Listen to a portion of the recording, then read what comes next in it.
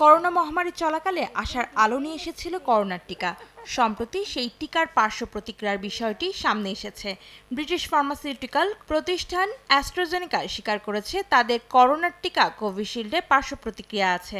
সম্প্রতি ব্রিটিশ আদালতে জমা দেয়া এক নথিতে অ্যাস্ট্রাজেনেকা বলেছে তাদের তৈরি করোনার টিকার কারণে টিটিএস এর লক্ষণ দেখা যেতে পারে।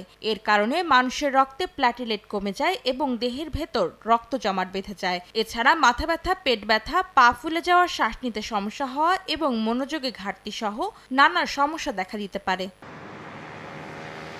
এত সব অভিযোগের মাঝে এবার বড় ধরনের সিদ্ধান্ত নিয়ে ফেলেছে প্রতিষ্ঠানটি। বিশ্বব্যাপী করোনার টিকা তুলে নিচ্ছে অ্যাস্ট্রাজেনেকা। বুধবার দ্য টেলিগ্রাফের বরাত দিয়ে এক প্রতিবেদনে এ তথ্য জানিয়েছে ভারতীয় সংবাদ মাধ্যম এনডিটিভি। এক বিবৃতিতে অ্যাস্ট্রাজেনেকা জানিয়েছে, বাণিজ্যিক কারণেই সব দেশ থেকে করোনার টিকা প্রত্যাহার করে নেওয়ার সিদ্ধান্ত নিয়েছে প্রতিষ্ঠানটি।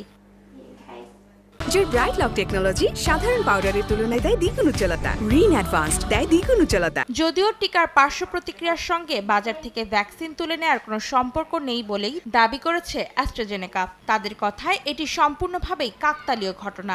এরই মধ্যে ইউরোপীয় ইউনিয়নে বন্ধ করে দেওয়া হয়েছে কোভিশিল্ডের ব্যবহার। যুক্তরাজ্য সহ অন্যান্য দেশেও এই ভ্যাকসিন প্রয়োগ বন্ধের আবেদন জানানো হয়েছে। অন্তরা সেন, সময় সংবাদ।